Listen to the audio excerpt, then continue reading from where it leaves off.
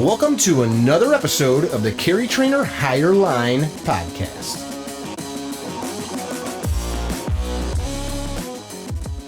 Well, hey all, welcome to yet another episode of the Carry Trainer Higher Line podcast. My apologies on some audio if it does not sound up to par. We're in the studio, but have some computer issues.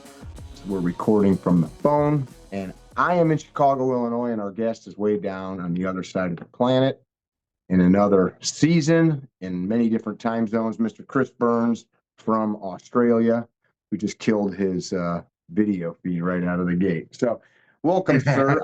I found you on the internet. Let's see, you're a Jiu-Jitsu black belt under a guy that anybody in Jiu-Jitsu knows, Mr. Rickson Gracie. And you are in Australia running a school and a training program down there, right? Yep, that's me.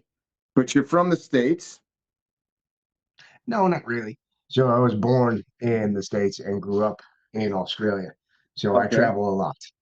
But I head over to America every 4 to 6 months, and I spend a couple weeks with Rickson at a time, trying to build up something that hasn't been announced yet, but will be announced. So if you've done the podcast like 3 weeks from now, we probably have an announcement to make. I'm heading over to see him in like 5 days. Very cool. So, yeah, very cool. But I live in Australia. What took you all over the world before we even dig into the jiu-jitsu stuff? Credit card companies. My father, he worked with banks when he was younger, and then he ended up being the guy that they offered the gig to fly over to other countries to build the banks. So when he would go over, he'd show them how the software works, then he would go home. And I got to go over with him when I was 10 or 11. About 10 or 11 years old, we moved to Sydney. I spent a chunk of my life here in Sydney because I'm back here. And then I went back to Atlanta for another chunk. They got the offer to go back again when I was about 16, 17. And that's where I met my first wife. So I stayed in Melbourne for about 20 odd years. So yeah, I traveled a lot because of that to begin with. And then after that was all jiu-jitsu. So my father kind of planted the seed for me to be on a plane constantly. So you've been down there for years. How did you end up with a black belt from Rickson? He's not from Australia. He's not from Rickson. I got a black belt from Chris Dirksen, and then I got the black belt from Jason Robig, and then I got the the second and third degrees from Rickson. So it's like everybody else that ever left their town. It's a dog's breakfast. So you always have guys that have like a straight lineage. No, you don't. You got this from that guy. You got a blue from that guy, a purple from that guy. No one gets to stay in one spot for that fucking long. And if you do, you're a very lucky person. But for me, I spent over a decade doing the best I could to collect and teach Rickson's jiu-jitsu through his instructors until I got to train with Rickson. So my first black belt came from one of my students. It was a weird way of being awarded a black belt, and I'm still very proud of it to this day. Tell us about that. Well, I stopped wearing a belt around brown. I just took my belt off because I didn't respect where I was coming from or who I was training with. So I started teaching all the guys that I was teaching that were black belts while I was wearing a white belt. And then I had a well-known black belt come to town. I had him do a seminar, and he kept complaining about me not wearing a black belt until one of my black belts came over and handed me his black belt and said, "Hey, guy, that's a fucking weird way of getting a black belt." So I was very proud to wear that. And then when I started training under the Rickson lineage, full-time under Jason Robig, which is not the Rickson lineage, it's the Crone lineage / Rickson lineage, and it's, again, a political fucking nightmare. He said, "I'm going to talk to Rickson. We'll start to work you up towards our level of black belt." And when he was ready with me to be a black belt under them, I was awarded my professor stripes. So my professor stripes was his way of saying you're not a black belt awarded by a black belt. So, and Dirksen has no qualms about that because we've been here in Australia kind of far away from the knowledge that we've been trying to obtain. You know, it's been a pain in the ass to be able to learn Gracie Jiu-Jitsu. And there's a lot of guys out there that teach Gracie Jiu-Jitsu that are going to be upset when I say that. It's a fucking pain in the ass Like it's not as easy as it is to walk into a sports school and learn how to do De La Riva. Like that's way easier. Learning Gracie Jiu-Jitsu was a pain in the fucking ass. So we saw ourselves as like a completely different lane of Jiu-Jitsu. Still to this day, he's because he's like a, oh man, I feel like I'm doing him a disservice because he was a black belt when I met him. He should be like a seventh degree black belt, but now he's a first degree black belt under me because we saw it as a completely different art. I see. Does that make sense? Sure, It it does. doesn't make a lot of sense. If I'd have had the opportunity to have trained under the Gracies, learning Gracie Jiu-Jitsu from day one, I would have taken that because that's what I was looking for. Unfortunately, that's not what I was presented. I was told that I was learning Gracie Jiu-Jitsu, but it had the name on the door, but it wasn't actually Gracie Jiu-Jitsu. Like no one gave a fuck about getting punched. No one gave a fuck about takedowns. That was a whole thing in my world. It's a pull guard, take the arm across. Okay. I don't know what a guard is. So to this day, I yell on the internet about the difference between the two fucking things. But that's my original black belt, Chris Dirksen. My I, hard words. Words hardener. My lineage black belt, Jason Robig, and then pity was taken upon me by Hickson, him handing me stripes and going like, "Yeah, you can tell them you're my black belt." That's him. That's him. And if anybody has a problem with it, they can talk to him. You know, I'm a black belt under Hickson Gracie. I'm not Has somebody had a problem with it, or are you just saying that for the, the you know, internet usually uh, because for every 3,000 good comments, there's always one guy that says like that's not a real Hickson black belt. Okay, I can probably take that up with Hickson. Do you have his phone number? I don't. it's if people in any kind of a martial craft, there's always some funny guys. I just spent the weekend with a group of dudes. I teach firearms, and one of my buddies, a jujitsu training buddy who's a black belt down in Florida, has a school. He brought his sensei, who started training 33 years ago, I believe he said, in Torrance uh, with Hoist. He's got his black belt Really? on the Hoist, and he literally drove. He was the driver for the family because he spoke Portuguese. He's a little Mexican guy that learned Portuguese, so he drove all the guys around town, and um, we were just kind of chatting on the political stuff while we were BSing at break time, and um, and you could spend your whole life just kind of bullshitting about that stuff instead of actually training. And that part of that conversation came up of like I stop in at gyms as I travel, and dudes strap on their back and show me their butthole, and want to scoot up towards me, and I Yeah, I don't have a true problem warriors. with it, but it's like I kind of think about it like this: what are you training for? Like, are you training for violence? Are you training for fun? Are you training for? I mean, there's nothing wrong with fun, right? But like, it's kind of defeated. Fuck you. I didn't start this for fun. There's something wrong with fun for me. Fuck you. If I want to have fun, it's not this. This is discipline for me. If I want to have fun, I'm gonna read a book. I'm gonna go to the beach. There's a million fun things in my world. Jiu-jitsu is a fun hobby because of the physical contact and the dopamine. It's literally like gambling. You know, you slap hands, you bump fists, and you have a little spar. Like, oh, I might win, I might lose. You get the same feeling when you fucking pull a lever in Vegas. That's why people get addicted to doing this. They get the physical contact that maybe they're not getting off of the mats, and then they get the dopamine dump of like, oh, I could win or lose. This is a discipline to me. I don't really care that much. I like to put parameters on myself when I'm sparring. Like today, I stand up. Okay. Today, I don't let anybody touch my neck or face. Today, I do this. Today, I do that. I try and pass that down to my students so that they understand this is not free roll and then the toughest and the fastest fucking idiot wins. I don't care about that. I never cared about that back in the day, and I care even less about it now. And I yell into the void about it. I think it's the death of something very fucking useful. I want jujitsu to come back and be for everyone. I want to be able to teach like a 72-kilo woman how to defend herself against a We're in fucking America. Can you put that in pounds, please? Fuck no, you deal with it. I got enough American in me to be arrogant about it and go, no. I don't know how many pounds that is, but tiny. I want the tiny person to be able to defend themselves against the bigger person, not tiny person go plot as the bigger person and snaps their medial tendon off because they're a fucking champion. I want you to be able to get a headlock. I want you to be able to walk out to your car in the fucking middle of the night and not be afraid. That's more important to me than a fucking shoebox full of medals that I paid for. Fuck that. Sure. Why'd you start jiu-jitsu? Because I wanted to learn how to defend myself. That was it. There was no version of me that was like, oh well, fucking football season's over. I should pick another hobby. That's what's happening to it now. It's the new cool thing to do. For me, I wanted to know how to defend myself physically because I no longer live in Atlanta and I can't shoot somebody. Like there's levels to this kind of shit. You know, if it's hand-to-hand combat, I might need to know what I'm doing.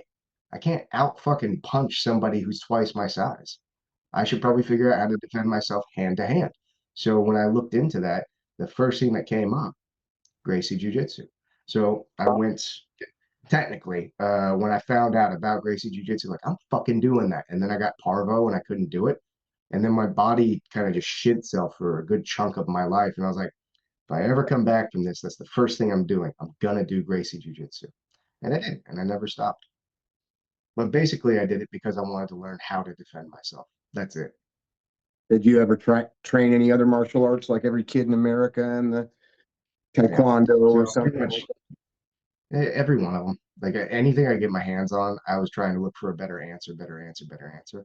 But when I started jujitsu, the jujitsu was the better answer right out the gate because I got choked by like a 14-year-old kid Hmm. like on my first class. I was like, oh well, fuck, I don't know what to do. You know, I can't fight my way out of that. I guess I should probably learn how to do this. So I Mm-hmm. stuck with it. And during that time, I did quite a bit of MMA when I first started, but every time I did any MMA, I ended up winning using jujitsu. So I thought, well, something's happening there. I should probably stick with the jujitsu because that's what's keeping my ass alive when I'm doing MMA. Outside of that, big fan of sticks and knives. So Kali Illustrusimo and firearms. So stabby stab, shooty shoot, chokey choke. You like this mode of communication? You're the antithesis to the way I like to communicate. Like guys here will say things like about firearms, like keep your booger hook off the bang switch, and I go, what's wrong with saying finger and trigger? You know, like so stabby stab, pokey poke. I get it. It's cute. I like it. I like it. So that's like you Cute. use this method of speech to make the person listening like, hey, dumb fuck, did you hear me? I get it. Yeah, I like it. No, I'm just dumb. No, you're not. No, you're not. No, you're not. That's fun though. How long ago? When did you start? About what time was it? 2000-ish. So a little bit Okay. after 2000. So I don't know. I didn't keep a good track of the timeline. It was 1999-ish when the body shit itself. And then a few years after that, so early 2000s. So just before the iPhone craze. I remember I had a Nokia. I had Hmm. one of those tradey phones that plays Snake. Yeah, those things. Yeah. Yeah, so I started around that time. So whatever time that was is when I started doing jujitsu. Talk about Parvo for a minute. I know a little bit about that. You said that you It's a got super fit. fucking I didn't know that you had some path like that. it was weird. So I was a baker at one point, so I would go in for the 11 o'clock at night shift and I'd bake all night long. And I ended up getting a baker's cyst. The baker's cyst is like a filling of fluid behind your kneecap. And I thought like, oh, that's pretty weird. You know, I'll keep on doing my thing. And then I got weaker and weaker and everything started to hurt more and more. So I went to the doctors about it saying like, is the baker's cyst going to kill me? They're like, no, let's do some blood tests. And they couldn't figure out what was happening to me. Nobody could figure out why I was getting weaker and weaker and like the joints were hurting. I could barely move until like a few years into it. They just gave me the pill for parvo. I didn't know that there was like a pill. He's like, I went to America, like did blood tests, all kinds of shit. they gave me methotrexate at one point, and I don't remember why, but I swole up with water weight because it's a cancer drug, and you just get like chunky. But then when one doctor in America was like, "You should probably just try this," and like threw a pill in my mouth, and I was fine the next day. So Hmm. apparently, you can get parvo, which is a dog's disease, which is arthritis of all of the joints, and there are fucking low number cases where it becomes hardcore. Apparently, I got the low number case hardcore parvo, and nobody knew what it was because it disappeared into my bloodstream because you can't detect it after a couple of months. And they didn't test for it the first couple of months. So I just sat around being hurt for a very long time until they gave me that little pink pill. Do you have any long-term issues from it, or are you good? I think I'm good. I've got long-term issues from everything else. So I've constantly got injuries that I've had to like deal with and work through. Like I'm dealing with I've got 3 surgeries coming up, plus I've got sciatica, and something's fucking happening here. I don't know what it is. Who knows? But I think that's every jujitsu guy in the world. Like, I don't know, something's fucking touch, don't touch me here. If I fucking wince over here, just scurry up and stop whatever I you're wince doing. no matter what. I was Yeah. teaching the upa yesterday, and I was like, no, you gotta choke me on that side because this arm doesn't bend anymore. I just can't reach. So Is that worth it? Is that worth it, Chris?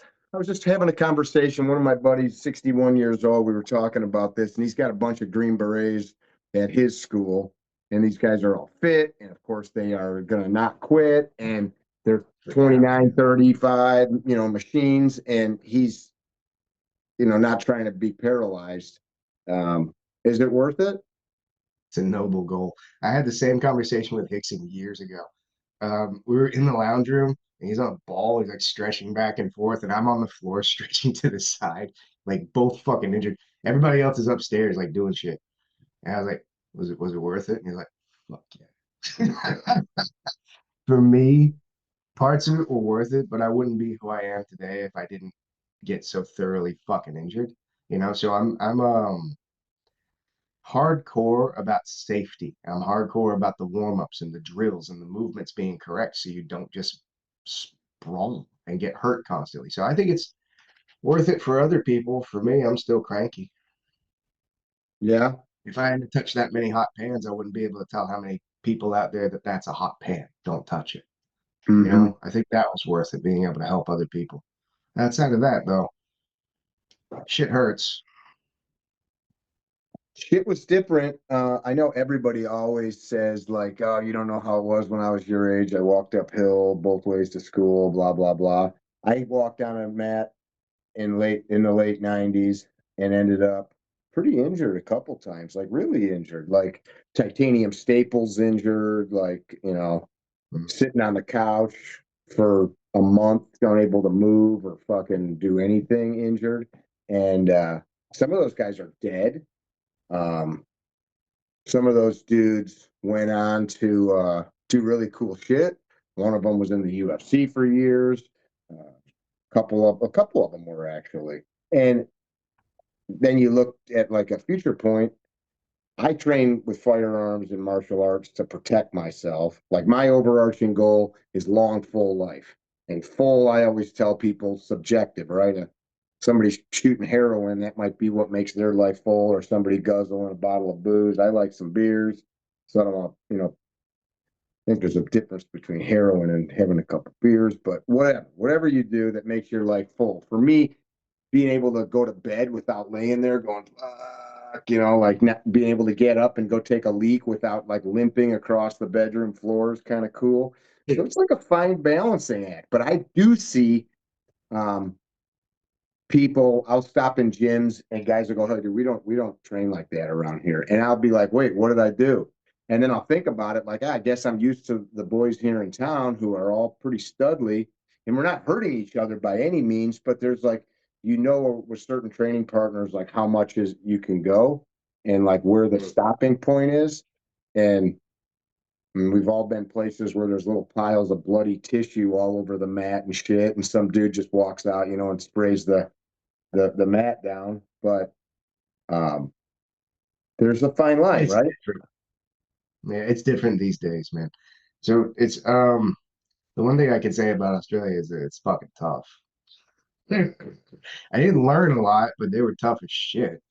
So rolling in a puddle of blood, like sinking into those like jigsaw mats, not like the nice slick mats we had. Remember those old pieces of shit? We had like newspaper duct tape together underneath these thin little jigsaw mats that were pounded like a fucking teenager's futon. It was not cool. Nowadays, I've seen, and this is not me doing the tough guy old man talk. It's just different. It is genuinely different. Now, it's the same as like Kyokushin karate. You got karate in the mall, and then you got motherfuckers punching brick walls. There's Hmm. a line in the sand, and there's nothing wrong with that. There's nothing wrong with karate in the mall. At least you're doing something healthy. You're getting out of the house. For me, I had like a Tom and Jerry moment when I was starting out because I got fucked up, hurt really bad within like the first couple months of starting. I had my medial tendon snapped off. So one fully and one just tore with like a hair fucking left. And I sat in a wheelchair like I am coming back. That was like a personal decision. Like I didn't wait this long through Parvo to do this, get injured and then never go back. So What some people. what was the mode of injury? Oh, somebody jumped up to pull guard when I was a white belt. So I was standing as a white belt. A blue belt came up, jumped up, pulled guard, snapped both of my knees inwards. And the best part was I was in a motorcycle at the time, so I couldn't exactly take my ass to the hospital. So I had to like just lay there until they carried me down to the car, put me in the emergency room, and then sitting in a wheelchair doing comic book signings like jiu-jitsu. It was shit. So I can understand where safety has come in. But the thing is, like, there's a lot of schools that are not talking about safety, but kind of just rolling super light and still getting hurt. So there's got to be a middle ground on that one. I haven't figured it out yet, but it's definitely not just, I don't know, we're doing takedowns. Have you done a break fall? No. We're doing takedowns though, and it's padded, so we're safe. Uh, it's a different world now. That's an interesting point. I think you talk to different dudes and you see like line drills are leaving training, which enjoy them in a weird way because it's like it's calisthenics, that you get something out of. Which been in the trades most of my life, so physical stuff is normal. But um, now I'm older and I'm sitting in offices and in my truck and shit. So it's good to go do forward rolls and shrimps across the mat and bear crawls and make myself do calisthenics. But I see that like leaving, and then I'll be with newer people and it's like, well, I'm telling them maybe shrimp or bridge, and I realize they don't know how. And then I go, didn't anybody teach you? You've been coming doing this thing for months. Like, how are you It's able to strength? You're speaking my language on this one because this is the thing that they caught me yelling about. That's why I'm on the internet. It was an accident because I don't like the internet, but I see it as a part of my job. It's like if I was doing this in the 80s and I didn't like photocopiers, like how am I going to advertise the business? How am I going to share the art? That kind of thing. I was teaching I took on a gig in Arizona during COVID. I went over there. It did not work out for me. I decided to go back to Australia instead of staying in America. But when I went back, I went to Sydney and I didn't know anybody. I have clubs and they're in like Melbourne and other places. Sydney, I'm sitting there twiddling my thumbs, thinking like, okay, I'll write a syllabus, I'll film some stuff. And I got bored and I wanted to roll. So I went down the street and I started like going to academies and just rolling with people. And everywhere I went, I ended up teaching.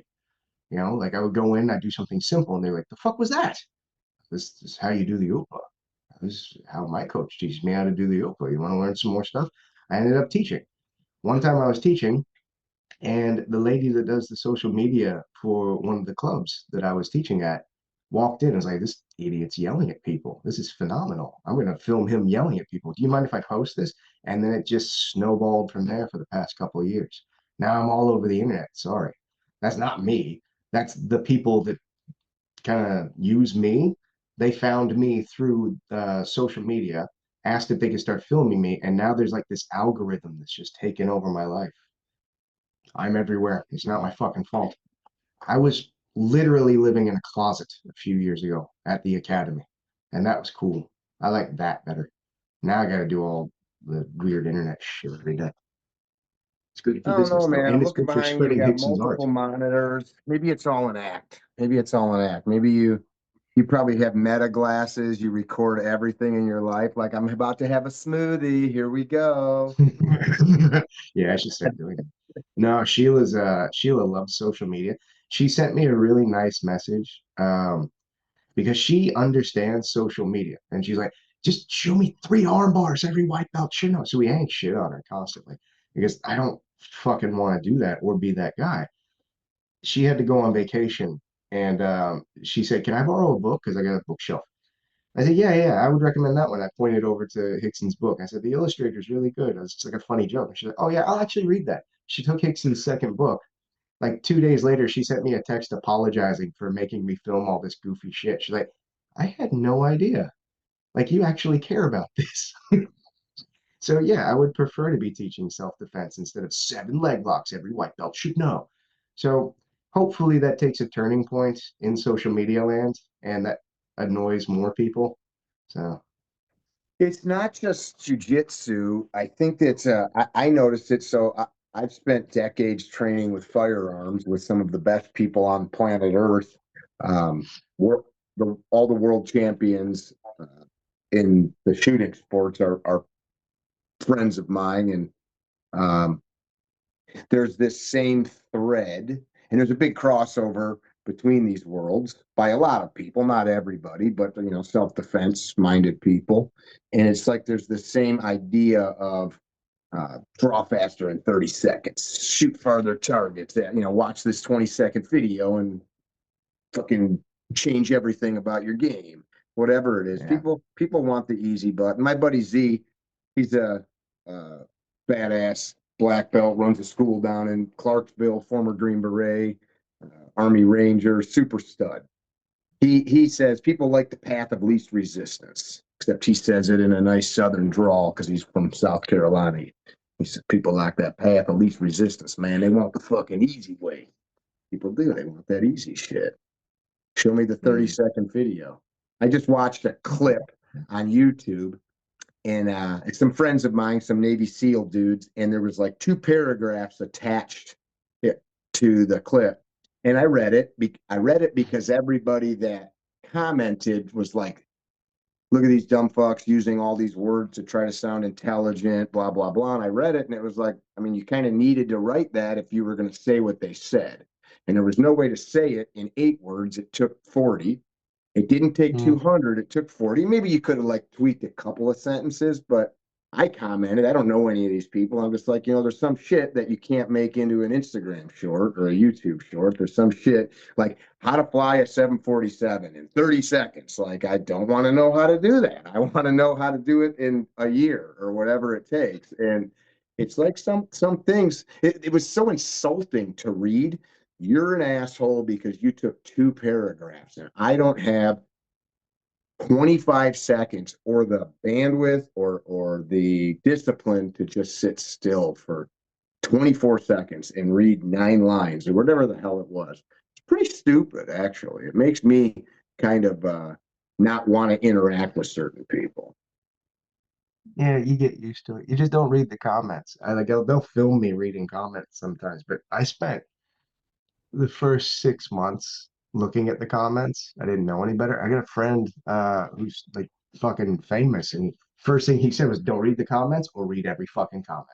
There's only one or the other." So I don't I've chosen. I'm good.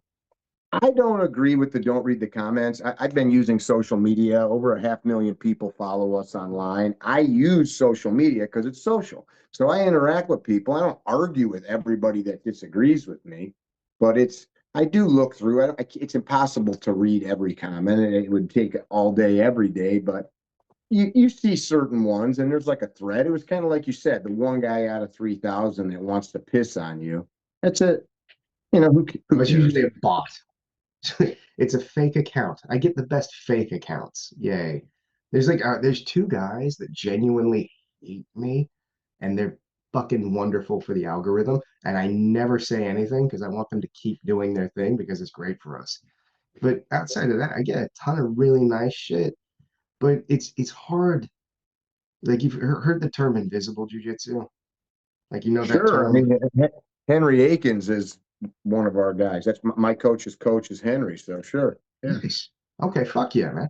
So Henry spent his whole chunk with Hickson. It's all Hmm. about connection, weight distribution, control of the middle. Like these are invisible terms, like full air bunnies. Because if you just do a move, you're gonna have to rely on strength and speed to be able to achieve that. But that's what made me fall in love with Hickson's jiu-jitsu, was the fact that I didn't have to be bigger, faster, stronger, flexible. I had to understand base and connection to achieve these movements. That's hard to explain within a 1 minute fucking Instagram video. You know what I mean? So when I try and explain something and then I see a comment like, I would just take your back, like, I'm sure you think you would, but if you lean gently to the fucking left, it doesn't work like that. But they're so fucking like hell bent on their like, you have no idea what kind of red I would see. I'd fuck you up. Like, dude, if I lean left, it's very hard for you to do. So I've found myself saying a lot fucking less about it. I don't know. When Sheila comes back and we start filming again, I really want to film way more in depth about self-defense and the invisible aspects of jujitsu.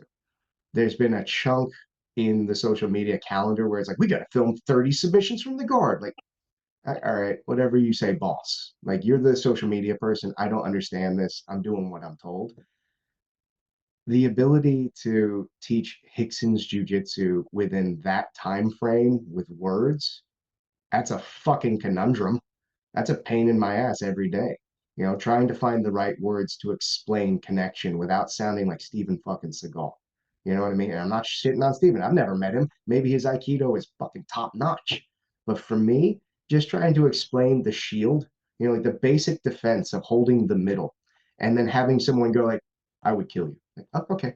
Like, why would I bother sharing? I was perfectly comfortable in my closet doing my own thing and teaching people that wanted to learn. I was talking to, do you know who Chris Howder is, right?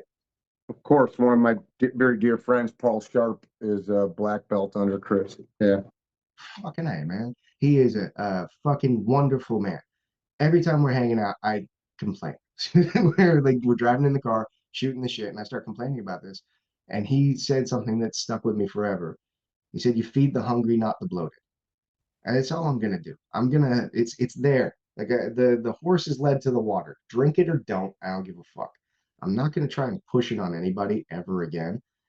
But I think it's valuable and I think it's something that needs to be preserved and shared as far and wide as possible before it just disappears. So it's less about I'm learning all these cool little tricks and I can use them to build my name. Fuck that, man. I want everyone to understand this. That way the whole world changes because of what Hickson put into the art. I want that version to stay alive. That's important to me. I think that's why I'm still out here yelling into the void, is because Hickson deserves it. Why would the whole world change? I think the art of jujitsu has basically become sport grappling. I think it's Hmm. become a completely different art, and I'm not minimizing it. I'm saying that it went down a very specific lane where the athletes is going to be applauded quite a bit more. It's Hmm. not about the sport for me. I never cared about the sport. I still don't. And in fact, I'm getting a bit more bitter about it every year. I want to be able to share this for people that need it, not want it, need it, to be able to have self confidence, to be able to understand basic self defense. If Hickson's version of that can be explained a little bit clearer outside of the sport, I feel like I can make a difference before I'm gone. Hmm. Does that make sense? Of course. I dig that. Yeah. That's an interesting kind of a I was just recently on a mat with Nicky Rod, who's clearly a sports jiu-jitsu guy. I watched that dude roll, and these were very uh, kind interactions between. He had about 80 interactions with students after a long seminar, and he let anybody that wanted to come touch him for a minute, and he gave them 20 seconds, a minute, minute and a half, and then he put it to bed very gently. And I went and 15 years older than him, maybe 20 even. I think my son and him are the same age. We're laughing and joking, and he's an incredible athlete. But I was just like, God damn, like I'm a fairly capable male, and there's not a thing I could do besides maybe bite your cheek. I'm laughing. We're laughing about it. We went and had dinner later, and I've had that opportunity. Henry's like that, or various other guys. We had a Chris Wojciak up at the gym, who's part of B team, and he's got a game that like I don't like anything about it. So I'm like, let me just like approach you from your leg lock shit. Let me approach you from my feet and just like try to move around you. And he's so advanced. It's like a NFL player against a kid in like a high school football team or something. It's just, it's just night and day difference. So like, I think you see young guys see that stuff and they're like, well, I want to do Mm. that. You ain't that guy. You don't have 9 hours a day to do what that guy does. You're not doing it. I see the same thing in the shooting world where guys say, you're not teaching what XYZ world champion shooters do. And I go, yeah, because I just spent the weekend with a bunch of 55-year-old bankers, lawyers, bus drivers that only have 4 hours a month to do this. They're not doing 6 hours a day of dry fire in their garage. They don't have targets in their kitchen on the wall that they're dry firing while they're boiling eggs for breakfast. And that's the guys I know that are world champions. That's what their life is. They got video games and shit in their living room just so that they can play with guns all day. And Yeah. that like sport thing is kind of interesting. I've been around guys that are like really good at that sport, and it's like, yeah, that works for you because you are the highest of the high level. So that guy that's a world champion sport shooter is probably going to do pretty okay against the bad guy with a gun. But Mm. it's a dragon to chase, like to try to get that good in a game that's built around sport. What do you think about that? I think the sport of jujitsu cannot die. I don't want it to die. I want it to stay there because that's like the perfect laboratory to fuck around and find out. Hmm. Like when you're sparring and you don't have to worry about strikes, you don't have to worry about weapons, you don't have to worry, blah, blah, blah. You have to worry about this specific goal. you know I think that gives you a lot of room to move and a lot of room to start to think about things, and sometimes you'll come up with an answer that you never have been taught. You'll feel something and go like, oh well, this fucking works. That's where we can evolve. If we're like just repetitiously trying to teach this rote list of shit, we're never going to grow. That's what's really important about the self-defense side of Gracie Jiu-Jitsu, is that it's become this fucking list on a wall. You know, there's a difference between the Gokyo and you've got your series of takedowns and Randori. You start to do the takedown, he resists, it leads into another, and then all of a sudden you lean left and accidentally get a throw. The concept behind it is more important than the list of stupid shit, right? So if we're not sparring, physically feeling what we're doing and fucking around to find out, we never find anything new. The same thing has to go for the self-defense too. Like I feel like that's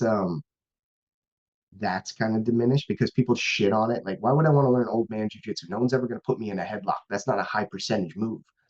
I'm not dealing with high percentage moves. I want to know how to get out of a headlock. And there's new and like advanced ways of doing that because we're practicing and we're learning and we're trying new things. So the art of sparring on the ground and submission grappling, I think it's got its place. And I think the cool thing that you can get from that is the kinesthetic learning. But if you put parameters on it, you're going to get weirder, you Hmm. know? So you can go both ways.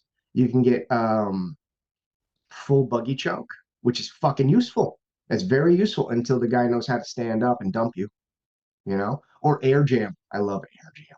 You ever seen those videos with air jail? Mm-mm. There's this fucking guy. I don't know who he is, but they keep popping up on my timeline. Somebody's holding him in a really tight fucking thing on the ground. He just stands up, Oh walks yeah, yeah, free. yeah, yeah, yeah, yeah, yeah, yeah, yeah. His thing is Those stand are up. Yeah, funny as I fuck. never heard the term. Yeah, the thing, like, he just writes like air hashtag air jail. Like, fuck yeah. Sorry. Like, jujitsu's not real. Air jail. I love that. So the ability, like, Pedro Sauer was just in town and he did like a whole speech about it. You should go to other academies. You should go to seminars. You should listen and have an open mind and an open heart and like be really open to the idea of learning new things and then have your own opinion on it. You know, I'm not going to be able to pull any of that shit off anymore. My body's too broken. But I can definitely understand base and connection and weight distribution and evasion. If I can evade and escape submissions, that's my goal. It's not me Mm, winning. It's me not getting submitted, me not dying. That's cool. I think everybody can learn that. I like that. Yeah, and that's like as you get better and better, that's kind of the goal, right? Let me not escape your choke. Let me not get in that choke to begin with. Yeah, having the wherewithal to not be punched in the face is a pretty solid, you know, hobby. Knowing how to not get fucking choked, knowing how to not get shot. Like, where's my cover? You know, just basic, simple shit. I think that's more important, you know, knowing the exit strategies before you have to deal with anything else, like the OODA loop shit. Like, just knowing that's going to be way more important. You got to have a baseline for this kind of stuff.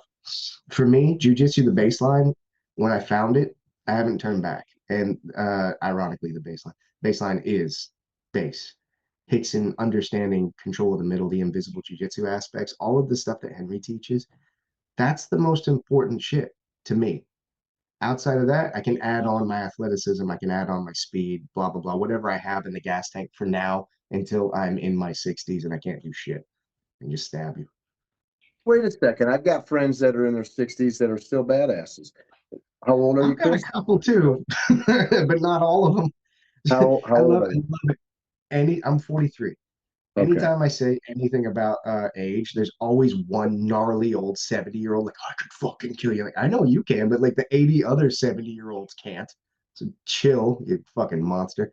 Like I've got a black belt and he was tough at 65. He was a fucking pain in the ass at 65. And it's been like 10 years. I can't imagine how tough he is now. Everybody else, on the other hand, like you said, like that's a stud. Not everyone's a stud, but everyone can use jujitsu. It's a North Star to guide yourself towards. I mean, we've got a guy at our gym. He's a dear friend. His name's Derek. He's in his mid 50s. He's still going and winning tournaments. And uh, That's cool. like, I think he's won world and pans 4, 5, 6 times. He's a brown belt now, soon to probably be a black belt. But he's had some surgeries and shit, but he's a black belt at recovering. He makes sure he does all the right things and uh, work Smart. doesn't just destroy himself. He'll go through the PT and whatever has to happen and proper rest and recovery bullshit. But yeah, it's kind of an interesting thing. Uh, Talking about um, Henry, I'm very fortunate when Dan, my friend, that's my coach, years ago, found him. Um, Hickson wasn't teaching anymore. Dan went to find Hickson, and at the time, he ended up running into Henry. And like he told me, he's like, hey, I'm bringing this guy to town. I'm like, I never heard of that guy. I'm not going. I Yeah, never, he hasn't won any world titles. Why would I yeah. listen to I'm him? like, I never heard of him. And now we're dear friends. Actually, they're right now all in Costa Rica. I had work to do. They're in Costa Rica at a camp that Henry's doing down there. And yeah, it's wonderful. Talking about old guys, I'm down there in Costa Rica a few years ago, and I'm sitting next to this gentleman, probably in his early 60s, and we're doing takedowns. This is Henry's camp, and this guy's like, "Hey, let's be partners." Okay, so I get up. His head probably comes up to here on me, and I'm looking at him, and I see his hands. They look like bricklayers' hands, and he grabs me the wrist, You're and I was fucked. like, "Oh shit!" This guy's he's an orthopedic surgeon. That's the head doctor for the U.S. judo team.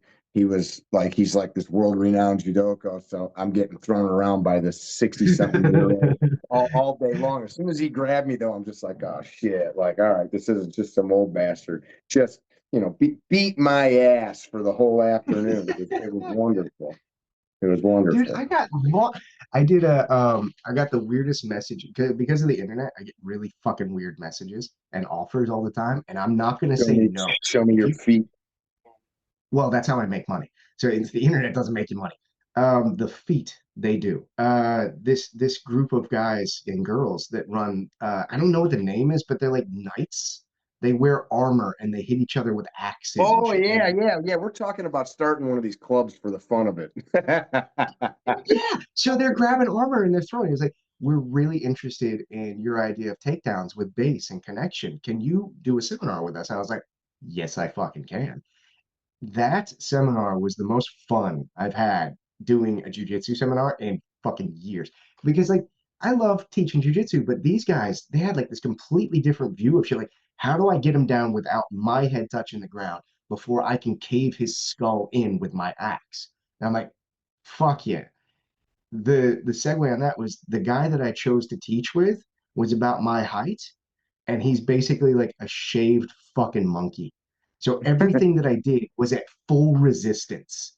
Every throw, like he leans this way, we can do this, this, and this. So he would lean that way. I was like, okay, we're gonna go that way now. I'd do the takedown, and I try and explain takedowns are not about I'm gonna make you go that way. I'm gonna connect you and feel what you do and help you do it. That's the best way of teaching this. He did the literal opposite of everything I fucking did, and I had to like, all right, we're gonna make this happen. There are some people that are basically like a shaved fucking gorilla that will not let you do anything. It just made me think about that. Those big bricklayer hands. But that was the Hmm. most fun I've had doing a takedown thing in the longest time. Was that down Yeah. there in Australia? Yeah, it was over here in Melbourne just like 3 days ago. So Those guys are nuts, man. They've got like real swords and shit, and they're whacking each other in the armor it's and fucking bending it. cool, man.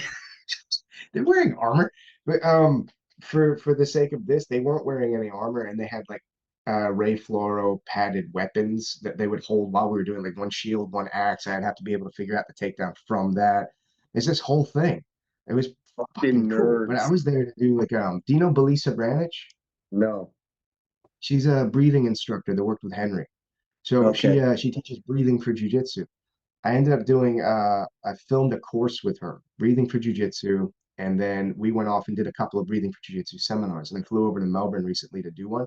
She would teach the basic exercises for activating your diaphragm, and then I would teach how to crush the diaphragm to make it hard for the person to breathe. So Sure, that's sure. been the last couple of days. That's been fun. I Belize is dig that. lovely. We work with a guy named Rob Wilson and in the past Brian McKenzie. Those guys wrote the book The Art of Breath. I'm sure that all of these people know each other. Yeah, probably. Man, Yeah. I'm not that deep into it. I know Belisa and I know I've got like 3 books that I haven't read. I feel bad about it. But yeah, everything Belisa ever taught me is basically everything Hickson ever taught me with just bigger words.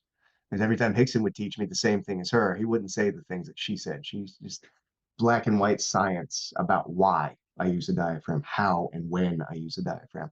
Hickson would be like, yeah, breathe. Like, I'm on it. But I've done I think 4 or 5 sessions with Hickson on just breathing. Extremely interesting part of the art. Talk I about want that to a learn little. a little more.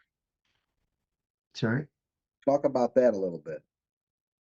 The ability, like the original idea of Gracie Jiu-Jitsu is the collection of everything efficient. So you've got the efficiency of taking the person to the ground instead of standing and striking, right? The efficiency of control of the over the position and defense, blah blah blah, versus what's the diet like versus what's the exercise like versus what's the breathing like. It's the art of finding the most efficient answer within this premise, right? So with Hickson was like hell bent on the most efficient thing. And when you're breathing, the most efficient way of breathing is using the diaphragm. So the diaphragm is that flank steak kind of frisbee muscle that pushes and pulls oxygen in and out, right? You've got the ribs. Intercostal. She's so much better at the sorry. Yeah, the rib cage kind of pushing and pulling, but the diaphragm. If you can start to learn how to control the diaphragm and you understand where and how you can breathe better under duress. So compartmentalizing, breathing for the lower lungs rather than the upper like clavicular, like versus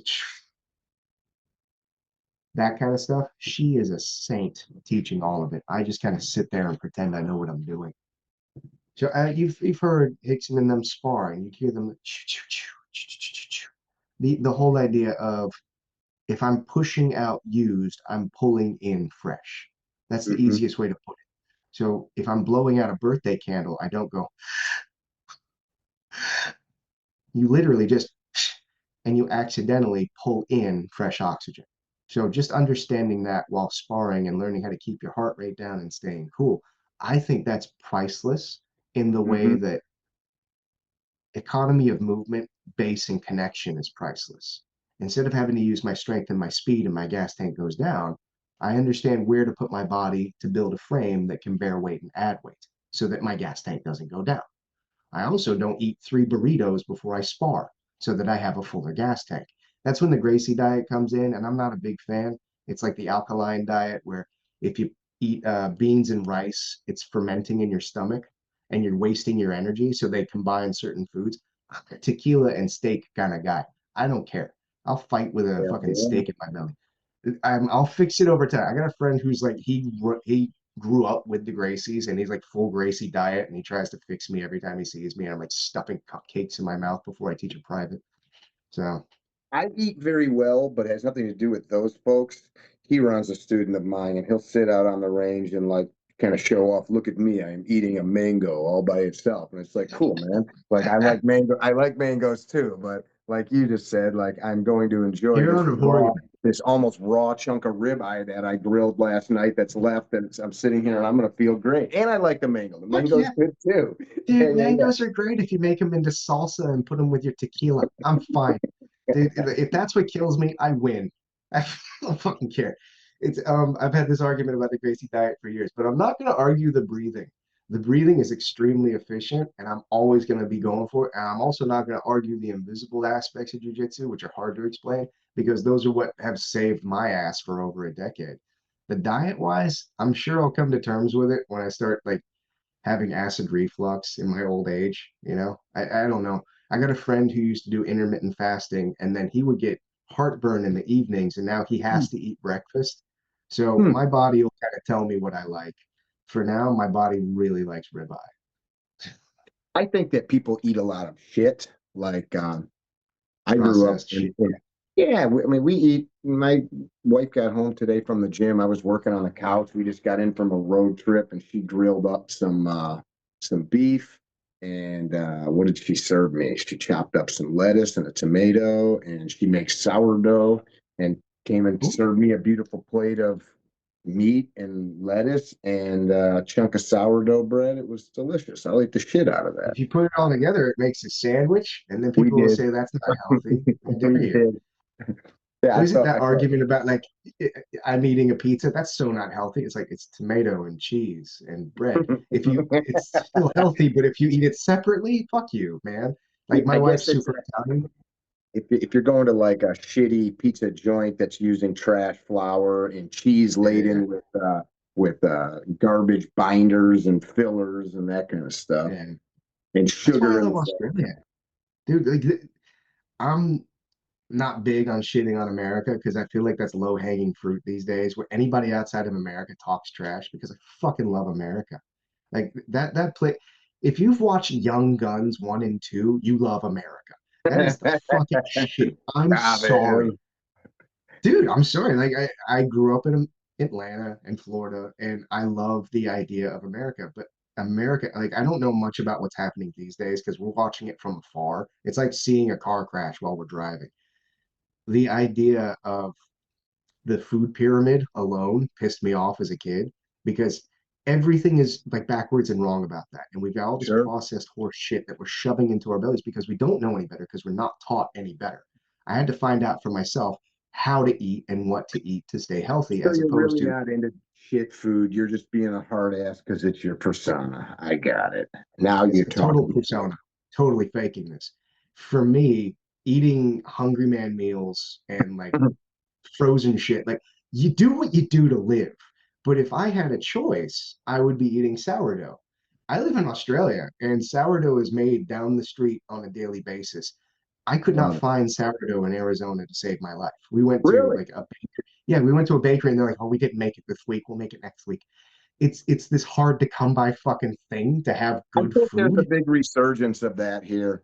I hope so. I think that people I grew up that way. I've got a sister that lives on an island in Maine that has a big wood fired oven out in the Oh, yard I and love like that. Maine. Bennett cooks bakes every couple of days. Yeah, I think that people are half my friends have Coming chickens back. now. We grew up Yeah, yeah. with dairy goats and chickens and turkeys and shit. I think people are sick of it. Not everybody. There's lots of people. Somebody was just we own a coffee business. We roast coffee as well as some other things. And I've got one of those like pump carafes that you see at every coffee shop, that we just use. So I'm cleaning it. And this one somebody gave me.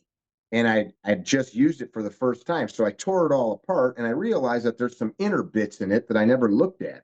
And as I opened it up, I'm like, this is fucking nasty. I took a video of it, I put it online. It's full of mold. I know nobody at Starbucks or Panera or any of the coffee shops that have these things, nobody's taking them apart because you have to like tear a Yeah. bunch of plastic bits apart. So I'm washing it and I'm putting it back together again, and and just like that in itself, the stuff that we're exposed to every single day when you go out and you go get a cup of coffee. Somebody commented on that and they're like, well, that's the same reason I don't use the soda drinks at like a gas station or McDonald's or whatever. And I'm like, well, you don't drink that because of there could be some mold in the system or because it's fucking, a half of a cup of sugar, like, and caramel It's 40. And and it's there's weird because I didn't care at all for the longest time until I got a kid. The second I had a kid, I have this sense of responsibility to actually make money and survive. Because before that, it was lean cuisine, hungry man, and whatever the fuck I can get in really, me to, yeah, to whatever to survive. Now the diet's completely, well, it's almost changed. I'm still a piece of shit, but having an Italian wife that like makes shit from scratch and actually cares about my diet and inflammation and shit like that has changed my perspective. It's harder to get that kind of food in America, I've found, without paying through the nose.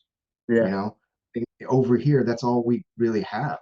Like you go to McDonald's every once in a while, it's down the street. It's easy, it's convenient, but fuck, man, our grocery store has really good shit and it's not expensive. The eggs got expensive at one point. That was weird. But outside of that, fuck it, man. This place is heaven. I'm really happy here. We don't really have the same kind of firearms, but and plus after the Bondi thing, I'm really upset about that. I would prefer we had the ability to get firearms easier. Do you Would have know made it Matt nicer. Jones, That Jiu-Jitsu? sounds familiar. Sounds familiar. I forget what city he's in. It'll pop in my head. He's a jiu-jitsu guy. He runs a school there, but he also trains with firearms. So I don't know what the laws and stuff are, but he's down there by you. We got them. It's harder to get. You have to jump through quite a few nets. So you could, if you want a firearm, you can just get a firearm. It's just going to be super illegal, right? That's the same as everywhere. If you want a firearm, I land and I can get a firearm in a fucking Taco Bell car park in America. Over here, you have to actually like, fill out paperwork. They do a background check, and like there's a whole lot of hoops to jump through, including you have to keep them in a safe if you're not on a range. So it kind of makes it fucking useless. There's no concealed carry, no nothing. It's usually just for sport or for hunting, and that's it. And if you have it, you have to have it stowed away safe in a safe, and the police can come at any given time and just check to make sure it's still in the safe. So it kind Hmm. of keeps people in the line. But then again, you literally have a mass shooting down the street. I think 10 people died recently, a couple of months ago. I don't know. We just had one here in North America yesterday in Canada. Dude killed That's 10 fucked. kids. Hmm. I know. In Canada, It's which like has no matter similar what, gun laws or maybe even more strict gun laws than Australia. yeah, you're not safe just because you can't have a gun doesn't make you safer. This is coming from a smart ass talking about statistics and like how many people have died through the year in America versus.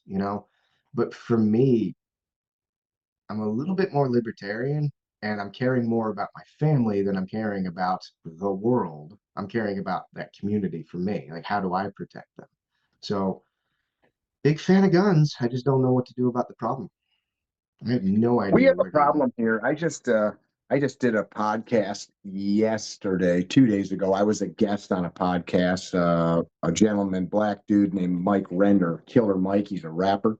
Um, and No shit. we've known each other for years. Yeah, yeah, cool dude. And Run he's the from jewels. Atlanta. You're from Atlanta, so yeah, he's from that area. But like we were talking about this problem of firearms. It's like people, they call it gun violence. I mean, it's some people will argue. They say, well, it's violence, it's not gun violence, it's people violence. But I think just so we're not mincing words, it's violence where a gun is the tool, right? I'm not talking to you as much as the listener or viewer. We have a real problem here in the United States. And people, I was a Second Amendment lobbyist. So I am a purist in the sense of what our founders wanted. But when we have almost every day a kid gets killed because mom or dad has a gun in the console of the car or in the dresser or somewhere where a fucking 4-year-old picks it up and shoots his sister and kills her or some stupid shit. That's dumb. Or these little fucking assholes that get into mom and dad's safe, or mom and dad buy them the gun and they go shoot their fucking school up because nobody likes them and they don't have the ability to talk about how they feel. That's fucked up. But then most of our violence with firearms is gang related bullshit where dudes are, we just had something here in Chicago where the guys just like literally murdered a family in their car and dumped magazines into a car. That's a real fucking issue. I've got everybody I know owns guns. None of them shoot people. And, some of them have in violence, protecting themselves or for their job as soldiers or cops. But there's a real problem here with violence that people on my side are frowned upon if they say it's a problem. It's not the guns problem, but like it's humanity. Like I don't understand why people would want to do some of the shit that they do. Taking guns away from me doesn't change that. So Mike asked me in the podcast, do I ever think that the government will try to take our guns away? I'm like, well, they are always trying to, but I'm never relinquishing my firearms. I'm not doing what was done in Canada or Australia. There's no buyback program for the boys I know. There's nobody coming to say, okay, be a good boy and hand your firearm in. Like that ain't happening. Nah, I dropped mine off of a boat. Yeah. That is a thing, though. That is a thing that separates us. I just had a student in class this past week who is Venezuelan by birth, Chilean nowadays after the fall because he was a police officer in Venezuela. He was part of the guard protecting the president at the time that they were overthrown 20 some odd years ago. And the horrific crimes in corruption in these countries that while we have corruption and evil and shit here in the States, there are certain things that's like innately in the American DNA. And I know it's not in our DNA, but it's like, in Australia, you love fucking football and, Fostas or whatever. It's part of being an Australian. In America, there's a line of demarcation that's like, even if we all hate each other or we fucking hate this sports team or whatever, there's a point where I know like some dude from the inner city and some dude from the backwoods of Kentucky or from Seattle or wherever, if it came down to it, they would like turn and face the enemy, whatever that may be, because they're like I firmly believe that. Yeah, I do too, actually. Like the everything that America was founded upon. Like I have the softest spot in my heart for that. Like the don't tell me what to do. You're not in charge. 1776. Sorry, I'm a big fan. Meanwhile, living there right now, I'm good. I'm gonna live over here and go surfing. I'm fine. The worst I gotta worry about is fucking fighting a shark. So I understand and genuinely appreciate what's happening over there. And I can't even begin to have an opinion on what to do about firearms. Personally, like I'm a big fan. I love guns. I love the art of firearms, but I don't know what the first step would be to try and make it safer over there, or if it even is worth making safer. It's the freest place in the world. It's basically like one big business where everybody's kind of wandering around trying to get what they can get, you Yeah. know? It's just I think intense. what you said earlier about passing on your version of the art, Hickson's art, it would make the Mm, world better. I think that is what's necessary. Like I've met some of the best people and the worst people on a mat because there's people that it does amplifies their evil, and there's other people that yeah. it amplifies their goodness. I think that's maybe like anything, like money. or fame. You know, if you're a fucking cunt, you're probably still a cunt after you're rich or famous. But I know a um, lot of them.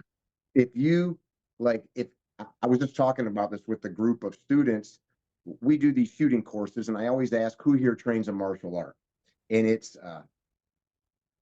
two dudes raise their hand, hey, I used to box or I do a little jujitsu or whatever. Cool. Why do the rest of you not? You carry guns, you come here, you're shooting guns, you're spending all this money, but you don't do this other thing that's probably way more Yeah. likely to protect you. So we talk about that a little bit. But the one thing that I tell them, the reason that I'm having this discussion is once you go fuck around with some old accountant that you look at and you think is a turd, and then you realize that he can snap your arm in half, you start to walk through the grocery store or the movie theater or A little whatever, bit and you more go, I don't want to respectful. fuck with anybody because I don't Yeah. have a clue. This surfer dude can, twist my freaking spine in half, and I had Yeah. no idea. So what the another part about that is levels of threat. You know, just because you get tackled by a drunk guy doesn't mean you need to shoot him 7 times in the fucking pelvis. You know, just Mm-hmm. understanding de-escalation tactics and being able to evade conflict, that's an important part of martial arts.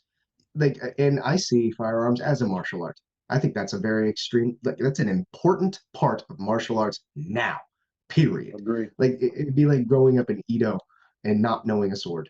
Like, okay, you don't have to know a sword. You can be a farmer. It's all good. I would rather know the weapon. I'd rather know Mm-hmm. the distance. I'd rather understand every aspect that I can.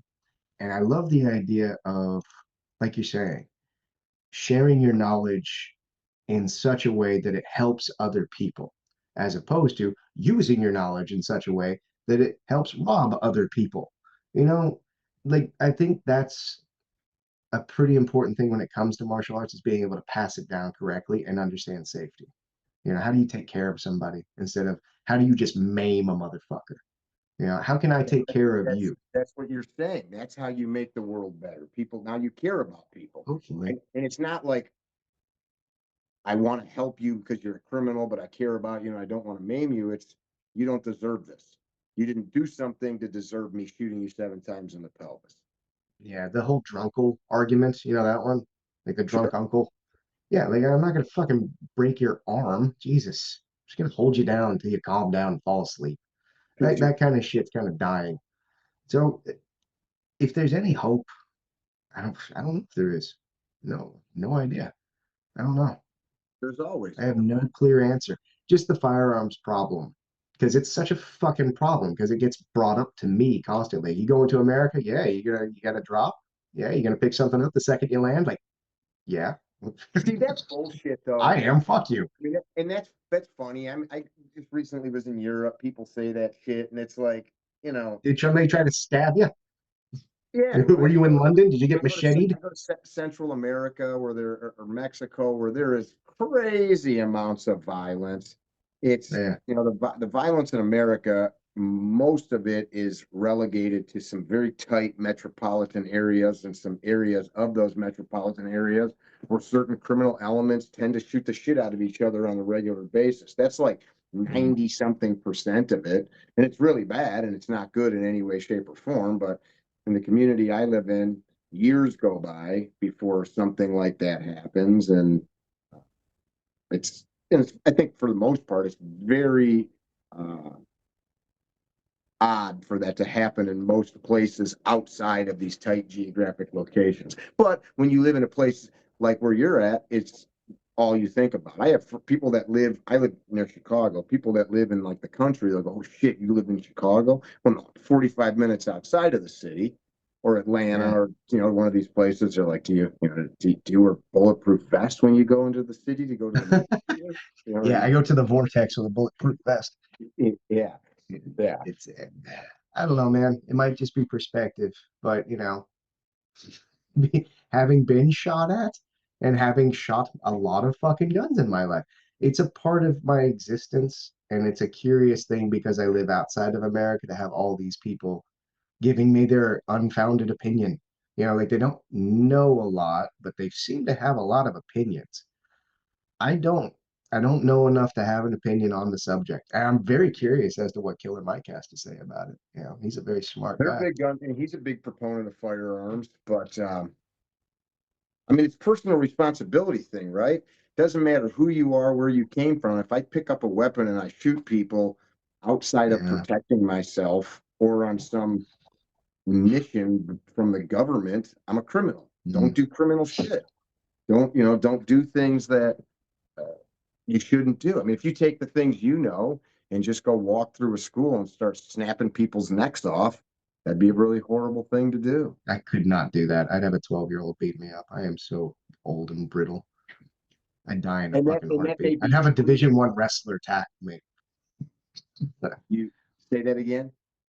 He said I'd have a Division I wrestler tackle me and I'd probably knock myself out. Gotcha. Gotcha. But you know what I'm saying, though. You know what I'm saying. I do. I understand it completely and I actually agree. Just this is the I do a lot of podcasts. I don't get to talk about this stuff too often. So this is fun. What do you guys normally talk about? Your hair? Oh, fuck me. Yeah, like what does your hair smell like? Coconut and pee. Like what did you Coconut and used to do piss, before huh? all this? Well, that's my son said. My son says he literally like hugged me. He goes, your hair smells like coconut and pee. All right. All Thanks, right. kid. That could Yeah. be the name of a jazz band. That could be the name of a restaurant in Key West. Coconut Coconut and and pee. Nice. that could be Coconut the and name of piss. a drink on like a hedonist cruise ship. I would drink it. That sounds awesome. Fucking coconutty piss. That's the shit you can buy when you're in Jakarta on the Yeah, sand. You want a coconut and piss? Yeah, yeah. give Yeah, me no, two. it's just fuck, man. It's an What do you interesting normally talk subject. about in your podcast? Oh, they keep asking me about working in the porn store. That's fun. So You I worked used in to a run porn porn store. stores. Yeah, yeah. So You I did still do? comic books. No. So a long time ago. That was really good money when I first started out. You get like 40 fucking dollars an hour. It was awesome. You just sit there and watch The Simpsons and eat pizza. In Australia or here in Australia. the Australia. No, I'm not doing that in America. That's too weird. why? I can't imagine that. Why? Why not do it Why in would it be America? weirder here? I mean, naked people are naked people. It's less about the people. It's more about the customers. The customers are a different kind of weird over here. I can see the customers over there being a little bit more abrasive and a little bit more methy. Over here, you just get drunks. You don't get a lot of ice happening. Not that ice, the other ice, like a full meth. Okay, so you work there, you just like work the register? Yeah. So I would run the register and I'd open up and close at like 3 in the morning and shit like that.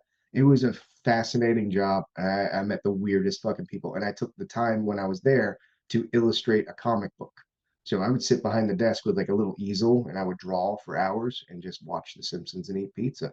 So people are always asking me about that because they heard that on a different podcast. And I end up having to talk about all the weird shit that's happened at those things. But that was a cool chunk of life. I like that better than doing dishes. You're an artist? Was, I am ish, depends on how much you pay me and how much time I have. But I used to illustrate comic books and I did the have you ever seen that rash vest with a monkey holding a skull and a gi? It's like the I think so, thinking yes, sir. monkey. That was me. I drew that like 15 years ago and it just blew up and it's been there ever since. So yeah, Did you that's go a to good art royalty school check. or were you just like the kid that was sketching on notebooks at school? It's the exact same thing as jujitsu. I started doing it and then I ended up just being a professional by accident. You know, I didn't go to school for it. I ended up teaching at a university. Like I didn't make it through high school and I got hired to teach at a university in Perth. So it's the same as I'm wearing a white belt and then one of my black belts gives me a black belt. It's just a dog's breakfast of what I did and who I am. But I didn't go to school so much as I ended up drawing until I was very good at drawing and then getting hired by an agency to do ads and then falling out of love with that because I don't really care as much about money as I cared about doing something fun and creative. So I Hmm. ended up doing the sequel to Repo Man with the director. He wrote the sequel to it. They never filmed it. I took the script and I drew the entire thing and published it. Now I teach jujitsu. So who knows? Maybe one day I'll go back to drawing comic books again or something. Do It you for depends. fun just like noodle around? You got a little notepad you carry in your pocket or anything? Or I used to draw everything. They call it wet media, so I'd use ink and paper and then scan it in. But now we've got these iPads and shit, and every time I use them, they have like a new brush that I can use. I'm fascinated by that. So back when I was illustrating, the hardest part for me was, do you actually care about this? Should I talk about this? Why would I ask you if I didn't care? Stern. I like it. The idea of I have to draw lightly and then add depth and shadow as I go, You're and I have talking to be about able to. with the real medium, Yeah. the ink and paper, not the iPad. Yeah, so with the iPad, it's completely different. I had to have a heavy sense of discipline for line weight because if I fuck up, I don't hit Control Z. I don't get to You just start gotta go again. get a new piece of paper and start Yeah. over. Oh, dude, if I've got a slanted board and like the white ink spills, like, oh well, there goes 2 days. So you have to have like a firm sense of discipline. I'm sitting there, And everything is is in this its ink place. like a little pot you take the lid off, like paint that you're dipping in, or what? Depends. So what I would do, I didn't like that because when I did that, the line weight was always different. So you would have was because when I started, I had no guidance. So I had to make this shit up as I went. I knew that the line weight had to go from thin to thick to thin for certain things. So what I would do is I would take a number 6 pen and I'd throw it at the wall over and over again until the tip split. When the tip would split, it would split in different fashions for each pen, and I would line them up and I would know what pen would give me what kind of outcome. So rather than dipping the ink in cursive or quill, what do you call it when there's an art to it when you write words? Calligraphy? Yeah, a calligraphy pen. So I tried Okay. calligraphy pens for a long time, but they never gave me the same line weight, and I couldn't control them as well as a number 6 and a number 4 thrown against a wall. So I would have the little jars of ink at the side that I would put a toothbrush in and splatter ink with it. That's a side quest. But outside of that, line weight was always on hard pens, never quills. And I tried brush pens for a while from Japan. They just didn't mix with me. So I don't know what other people do. I have a friend that is still an illustrator to this day, and she draws everything straight forward and uses a dipped brush pen to illustrate everything. Phenomenal work. I wish I could do something like that. I've always been slanted. It I turned think out you well do for me the though. self-deprecating thing, huh? It's kind of your little angle about yourself. Why do you do that? I'm not sure if it's an angle so much if it's just me. Having a sense of humor is kind of where I've come from my Is whole it life. being funny? So you really don't think that you're like stupid or a caveman. It's just you being funny. I don't know you, so I'm just asking. I got yelled at yesterday for calling myself stupid, so bringing this up is a whole thing for me. I had to I'm go a to big therapy. fan of using our words appropriately. I'm older than you, so I'm your elder. For me, um, I went to therapy for 2 years at the beginning of my second relationship because I was married for a very long time, and it was Okay. an abusive marriage, and I was very down on myself. And the only way to survive that marriage was humor, because if you're not going to laugh, you're going to cry. So for me, facing everything and laughing about it was a lot easier than crying about it. So it became a part of me. Having a sense of humor is also a very Australian thing. So just growing up here and just hanging shit on people, that's not as American as I thought it was. The Because one biggest time I ball was buster there is, but I don't know you. no, it's different because when you make jokes about like blood and semen in a locker room, some people freeze and they look at you. I It's actually just was going to bring up blood semen and semen. in just a minute. An Australian artist named Picasso. Have you ever heard of him? Is that the one? Yeah, the draws with. Yeah, His penis. Yeah. yep, heard I'll about tell that. you about That's not him. me. A friend of mine has bought like 20 of his paintings. He gives them away as gifts. And then Wow. he pays the extra money where the dude will give a DVD of him doing it, and then he gives like hey Chris, I got you this beautiful painting. It's of you and your family on the beach, and you're like, oh my god, this is amazing. That's Yeah, I took the picture off gorgeous. Facebook, and then a year later he gives you the DVD, and you realize that this painting that's been over your mantle for a year has been painted with a cock Oh, pen.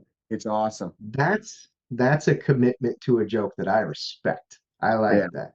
His office had Yeah, all of these random paintings in it. And I'm like, why are all like your employees' family photo portrait paintings in here? He's like, I've given them to them and they bring them back and give them to me once they realize that they're painted with this dude's nice. song. That is that's a commitment to a joke that I admire, man. Fuck yeah.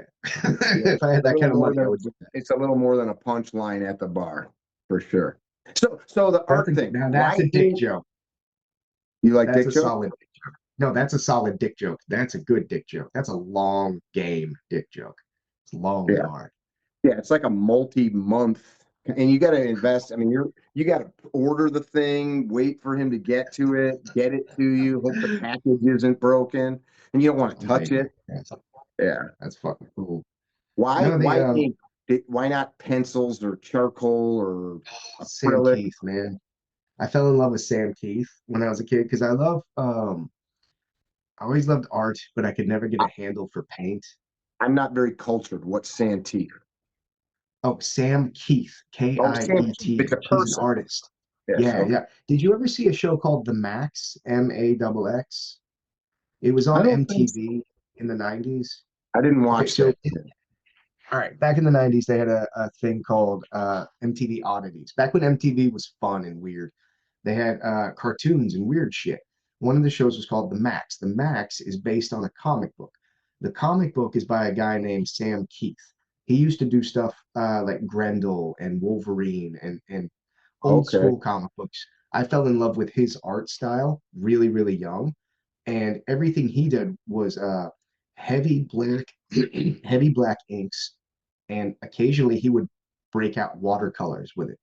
And for some reason, like watercolor and ink has always been the thing that I click to. Let's say pastels and charcoal, not my jam. I never really cared about that. I'd see that and be like, it's okay. But heavy line weights and deep shadows and watercolor always felt right to me. So when I started doing my stuff, like everybody, you start emulating your heroes, you know? Like I see Hickson Jiu-Jitsu, I want to do Hickson's Jiu-Jitsu. I don't want to do his Jiu-Jitsu plus mine. I want to do Mm, his Jiu-Jitsu. Then one day, maybe his Jiu-Jitsu kind of becomes what I'm doing. Same thing with Sam Keith. I would just redraw his page. Everything that I saw, like, I'm going to draw that. And if I can draw that, I can draw my own thing. So I did that for years and years. And it was always heavy, dark ink with like a little bit of stippling and cross hatching. That was about it.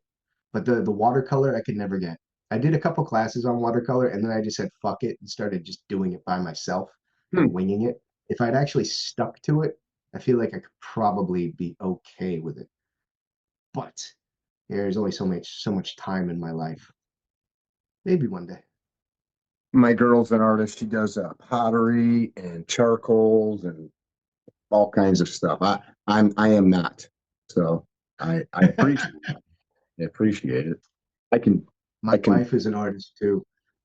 She out of nowhere will draw something, and she's very talented, but she doesn't draw. Like she is an artist in a different field, but being creative can span any field. For me, the downside is I'm not creative. I'm disciplined. Like I know I can draw that, but I'm not good at thinking about what I should draw, you know? I work better off of a script.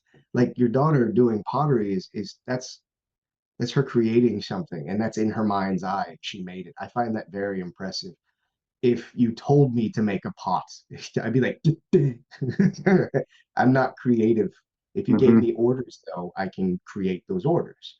So I don't see myself as an artist so much as like, if you told me how to cook that burger, I can cook the shit out of that burger, you know? Hmm. That's I know it's what you a mean. complicated way of explaining that. Plus the self-deprecation thing is just I don't know, me dealing with like maybe I'm okay at cooking burgers. I don't know. Everybody else told me I am, but I don't think I am. Oh, that's a whole other discussion. That's a I podcast could have all in done itself. better. I could have Yeah. definitely Is cooked a that burger it better. is a bricklayer an artist just in his ability to put the mortar Yeah. perfectly on the brick, even though he didn't draw the Yes. design of the building and he didn't make the brick or any of the stuff. He's just assembling the bits. Because that's what you're I saying feel you're like doing. it's how you view it. It's how you view it. If you like, I had this conversation with a friend of mine, like the discipline of being the world's greatest purse holder.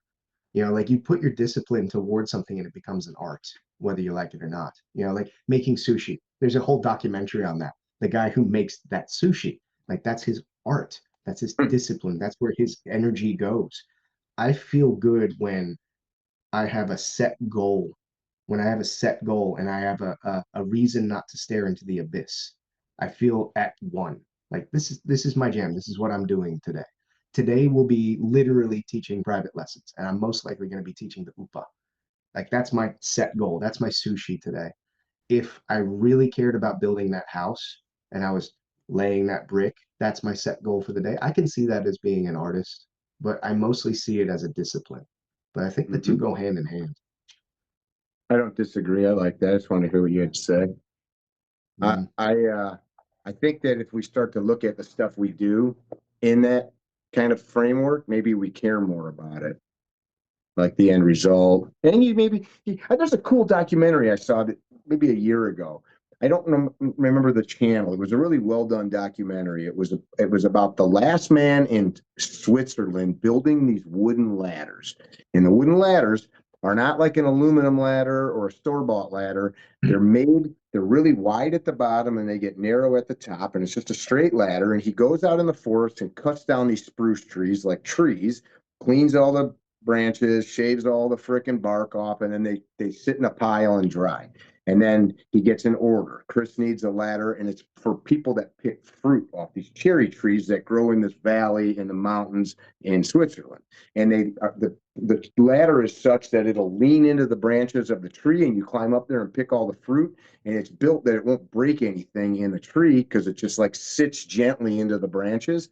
So him and his wife are in their like late 80s and his knuckles are all fucking, arthritic, and he hand drills all the rails and does all the beautiful shit, and then he's got to flip this thing over. So his wife comes every day at lunch with a little basket of, nice bread and jam and shit, and they sit and eat. And then while she's there, he needs two people. They flip the ladder over. He finishes assembling it, goes home for dinner, rides his bike. And the interviewer's like, why aren't you sick of making ladders? Like you've been doing this for 70 years. His father did it, his grandfather did it. And he's like, sick of it. He's like, this is what I do. I make ladders. I make badass wood ladders. People come and buy the ladders. Why would I be sick of it like this? And it was like he was like incredulous. And it's all in like German or Swiss. You couldn't understand him. But it was like so cool. it was. And they were these beautiful, they were works of art. I mean, you could still see like they weren't perfectly machined. They were wood that he fucking, chopped out of spruce trees and made these beautiful ladders. And you ordered them by the meter. And like there were, I don't fully understand the whole construct of this like how these things came to be. But it was like I'm sure some machine could do it better. I'm sure some corporation could spit these things out, a dime a dozen. But like Yeah, this is what we do. And him and his wife got to work together every day and they sat and ate lunch. He was like, this is a pretty fucking cool life this guy's got. that's awesome. I'll send you the That's link. cool. But Please. like that's thinking about the stuff that you're saying, going and doing the UPA. It's like I got to teach this basic shit again, or I That's what get I to teach love. this thing. It's a yeah, man, it's two-sided on that one though. Because like I love it, but I also get frustrated because I'm trying to show something that everybody should know, you know? Like that's the stuff that I wish had been there on day one for me. That's the only reason I'm doing it, honestly. Like if I'd had this, I wouldn't have broken my spine. Like I know that sounds dramatic as fuck, but if somebody had taught these basic principles instead of like throwing me in the deep end and saying like, I don't know, don't let them pass guard. And when I said, what's a guard? It's like when you wrap your legs around them, what are you stupid? Don't let them pass the guard. Like I did not have a clean run. It was a real genuine shit show. I don't want that to happen to anybody else. I would prefer that they know how to do an UPA and then go like, I think you're wrong. Cool, go think that I'm wrong. At least I gave that, you know? So I feel good about the direction my life is taking. The internet's a weird part. I never saw this one coming. But the fact that I live next to my academy and I live next to the ocean with my wife and my son and my dog, and I do what I love for a living, helping other people, I'm content now. as opposed to before I was not content and I was using jujitsu as an excuse to just kind of hurt myself on a daily basis. Hmm. So I like this version of my life so far. Plus, I get to help other people, and I'm actually being paid to do it finally. I've been That's getting ripped good. off for like 20 fucking years. It was a bit shit. Choices. Well, you always think the best of people, and then they turn out to stab you in the back like 8 out of 10 times. I'm lucky to have some people that have been watching my back the past, it's like 6 or 7 years, about 6 or 7 years, probably a little bit longer. I'm being a bit about 6 or 7 years, I've had people watching my back to make sure I don't get fucked up and I don't get ripped off, because I'm putting a lot of effort into trying to do something. And I've been fucked over and ripped off so many times that they're just watching me relentlessly to make sure I don't do anything stupid. And when I said that yesterday, I got yelled at, like talked to about you got to stop putting yourself down so much. You're not stupid. You just don't know this part. Just because you don't know this part doesn't mean you know all of this. We can help you with this. So it's like interdependence. The Stephen Covey, the 7 Habits of Highly Effective People. That book, have you read that? Hmm. Yeah. So the idea of interdependence has been a thing hovering in the background of my life for a long time where I was like, I don't need anybody. But then the past almost decade has been me learning how to work with other people to accomplish larger goals. And that's kind of what got me to where I am now, is understanding how much I need a community and friends that care about me to achieve these goals. So hopefully I can. I think we all need that. I didn't, man. I was adopted. I came up a really long chunk of life like, fuck you, stop me, like just by myself. So me coming to terms with the fact that no, I'm part of a community and I need to help this community and grow as a person to be a good father. That's a huge change for me. You didn't need it, but you did because you were not fulfilled. You said you were not content was the word that you said. I don't mean to put words in your mouth. So you didn't live it, but you probably should have because now you're doing it different, and you say that you feel content and happy. That's beautiful. I'm very lucky. Like I'm blessed to have what I'm doing right now. Like I get to help other people and I get to do what I'm passionate about and I get to have a family. And my mother and father are still alive. Like I've got literally everything at this one moment. There's no reason for me to be down on myself. So having that talking to yesterday and then you saying the same thing about self-deprecation, I I don't know. What is it? That saying I read it the other day. Uh Humor is almost always anger with its makeup on. Mm. So that's pretty much where I'm coming from. I try and make it a joke because I'm probably angry about it and I'm trying not to be angry. I am a very sarcastic and crass person. I had a friend, I've spoke about him many times. He's deceased. I got to carry his casket. His name was Gary Wizawadi. He was a Marine during Vietnam, like 6'6", very intimidating, powerful man. He always had a tie on, always looked very proper. And one day he slammed his massive hands on my 20-something-year-old shoulders and looked down. He had a perfect pencil Marine Corps mustache. And he said, "Young man, um, your attempt at humor is neither a substitute or what did he say? He said it is neither a substitute or an example of of wit or humor. It is nothing but sarcasm, and you're better." And like just turned and walked away. And I remember I felt like, you know, shit, I pissed Gary off, making some stupid comment or whatever. But then later I thought about it. We talked some more. He goes, "Hey, I didn't mean to, come down on you that hard." He goes, "But you're a fucking idiot running your mouth thinking you're funny and you look like a dumbass to all these people that are smarter." And I was like, "Oh shit, like I look a dumbass," He's like nobody, everybody sees what you're doing, like he did, and I'm not suggesting that you're doing any of that, but I Oh, mean, I'm comfortable being a dumbass. I'm the guy that's always like, "Dude, I'm just kidding. Dude, I'm just kidding." As people eventually get to the point where they're like, "Yeah, I get it. You're just kidding, asshole." Like, fuck, I'm not being an asshole. So I've had to temper that about myself as well. And I think that comment about humor and anger or sadness too could be sadness. Yeah. I came from a family where there was a lot of grief and pain, and I can remember being at like a funeral, for example, and I didn't see grief from like the men looking at a deceased person. Instead, they crack jokes because you could deal Yeah, with their brother or their mother or whoever laying there. And it was just how we deal with, nobody put their arm around each other and talked about it like, hey, this fucking sucks. We love this person. Instead, it was, who the fuck's going to make her casserole now that she's dead? Or, yeah, hey, you think we can get his shoes off? Those were nice shoes. Open the bottom of the box and we'll get his shoes off. Just trying to deal with the yeah. discomfort or the pain. Yeah, I get it. I I get it. think I had a chunk of my life where comedians like Carlin and Hicks and Lenny Bruce and a whole long chunk was me deflecting all of my like hard emotions with Mhm. humor. Like because if they can do it, I can do it. you know and it's served me well because the idea of like a little bit of sugar with the medicine, it goes down a lot faster. So like there's a lot of Gracies that are fucking mad at me because I'm out there making dick jokes and showing how to get out of the headlock, like how dare he represent us like this. Meanwhile, there's a lot of them that are laughing. So sometimes a little bit of humor goes a long way to catching attention, and then go like, oh fuck, he turns his chin and he tucks his shoulders. I get a message like every single day saying like it's very informative and very funny. Thank you for what you're doing. I Yeah. never get messages about like you're too funny, stop being funny. Take it seriously. Not I've never gotten that message. I've gotten you swear too much. That's a thing with me. I am I get trying a to lot of swear that less. too.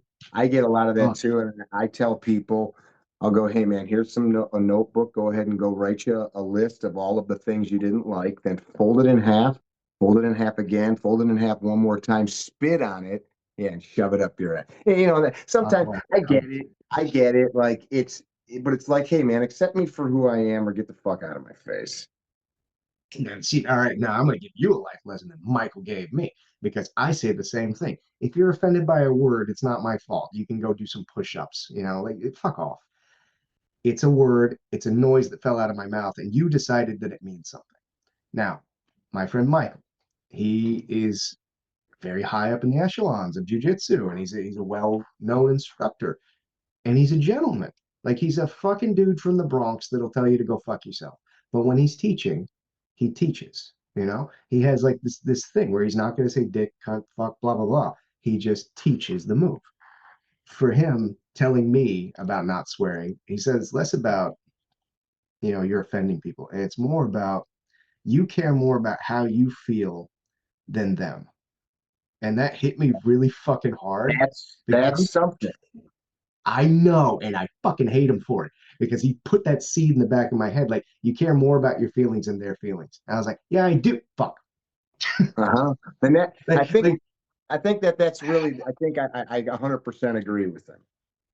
you do too, but I'm still trying to catch up on it because, like, my son wanders the earth swearing, and it gets every fucking day because, like, he yells at me now when I swear. He's like, Just he saggy ass diaper, just cursing. Yeah, uh, yeah, yeah.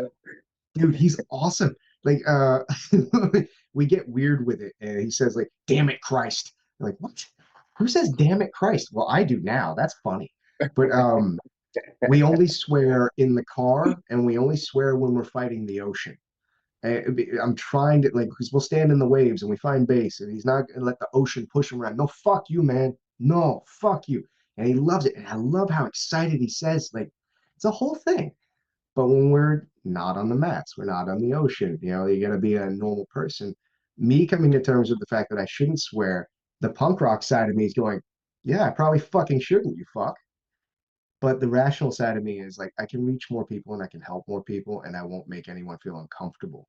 Because there's a difference between I'm saying words and you're offended by it versus I'm standing there naked and you have to deal with it. That might really affect somebody. What happens if that person was raised with an abusive father that would swear all the time and hit them? And every time I I would swear, it prefer. reminds them of their abusive father hitting them. So, me honestly trying to be a better person to help other people is the goal, but I'm not good at it. And it's going to take me some time. I've apologized profusely to Cassia, and I will keep apologizing. I'll I fix think it. as a professional adult educator, you have to know your audience too. But I that's the get a thing. I group. know I, a I lot of get a group this. of church ladies, and I'm yes, ma'am, no, ma'am. I got if I've got children in the group or something, it's a bunch of old cops. We're letting her rip. It's just I think you got, and in fact, sometimes it's kind of like the old "I don't trust a man who doesn't drink." That old, from the cowboy movies. You're Yeah. around certain people, it's not playing a role, but it is communicating in a way and at a level that people are used to communicating. And level's the wrong thing, but it's I'm vernacular, with you. it's tone, all those things. Fucking Have you football seen coach or a wrestling coach back in the day. 100%, man? I went I'm to a not going to talk Lutheran the same school. way. I'm sorry, I Yeah. talked over you, Chris. No, no, no. Tell me yours. You We went to had a a Lutheran school? and had a Bill Mulaney was the basketball coach. And there was never teachers that would hear him, but he'd go, "You lollygagging, lazy, no good sons of whores." He'd like say these things. He was awesome. And he had diabetes, had taken the toes on the one foot, so he had a cane, and he'd freaking be, limping down the floor. "I'm beating you. I'm in love. Take your skirt off, fairies, and move your asses." He'd say shit like that. And it was Oh, it was yeah, that's gold. hilarious. Yeah, lollygagging, no good sons of whores. Dude, I resonate really hard with that because of the sense of humor. One of the first coaches I ever had, every other word was faggot. Every other word. It, like, bunch of fucking faggots. Ah. And dude, I need the world to know this, that I have more gay friends than straight friends. I'm not a big hetero fucking football manly guy. Dude, most of my friends are gay and they're faggots. It's funny as shit when this grown ass man who is like super hardcore straight starts yelling about fags. And one of the guys there, a friend of mine, said, you can't say that. Every time you say that, it's upsetting people. If you like maybe turn it down a notch, you'll have more students. He goes, that sounds like something a faggot would say. And that's fucking funny. That's funny as shit. So I know he had a laugh in his head. And then the other guy's Every like, well, every he'll never every learn. time every time he says it, Oh, a fairy gets its wings or something. it's fucking funny. I'm sorry. Meanwhile, I'm out here reposting Greg Araki and John Waters films just to fuck with the community. But shit like that, I always resonated with the military side of things. Like you pull up your skirt, you fucking Nancy, get to work. I'm like, yeah, all right, fuck. There's a lot of people Yeah. that don't resonate with that. So knowing your audience, like if I have a room full of coworkers for my wife from a movie studio, I'm not going to tell them to pick up their skirt and fucking toughen up. I'm going to say, hey, come on over here. Let me help you with this. Let me show you this, this, and this. Like understanding the room, reading the room is super important. The internet is not a room. I'm not in charge of who's watching me. So that's the hard part about what I'm doing, trying to be genuinely me. Because like when you say it's like your persona, like, no, it's just me. I'm that guy. I'm just being me. And if you don't scroll, that's your fault, not mine. Mm. So I'm trying to be more palatable, but it's hard to read a room when it's a black square. Like I can't read the room. I can just present who I am and you can just deal with it. And you can either scroll past or you can make a hateful comment or you can go, like, I'm gonna save that video. That was a good technique and he's funny as shit. So it's a crap shot for me, but I also feel like it would be disingenuous for me to try and pretend that I'm someone that I'm not. Like if I go out there and like, here's 7 leg locks of white belts, or no, really, and no swearing, no dick joke, no nothing. They're literally filming me just being me, and so far so good. But yeah, I don't know. Maybe I should cut back on the self-deprecation a little bit. I'm okay. I like me, and I'm a good person. You don't have to convince me. It's not me you need to convince, I friend. do. I have to look in the fucking mirror. I had to do that for 2 years. I have to look in the mirror and be like, "You're a good person, and you deserve to I be loved." think that we all kind of ebb and flow through different phases and uh, places, and there are times that I'm very positive and motivated, and there are times that I want to tell everybody to F off, and there are times I have to take my own medicine. I mean, we literally are known for teaching people to walk away from violence. That's like our number one thing, and my brand is known for. Like, take a parking space, buy you a beer, whatever. And there are times that I want to punch people in the face. And I have to like remind myself, like, take your own medicine, shut the fuck up, kiss some ass and walk away. But not even in that sense, but just in the sense of it's not always easy. Sometimes life dishes you out some freaking upset, and it's easy to default to what we know. My default is rage, so it's easy to just go back to that place. At the gym, they call me 110 Mick because apparently I ratcheted up a little past a hundo. And I always inform them that none of them have ever even seen 75% Mick. So if they think the 75 is 110, they should quit being pussies. But yeah, it's You're not allowed to say that. Come on, that's gonna offend pussies. somebody. Okay, Pussy Willow, Pussy Willow. Well, I Pussy Willow. appreciate you taking the time to talk. We covered all kinds of stuff that I had no idea that we would discuss. That I knew that now I Yeah, feel this like is I know a interesting. little bit more about you.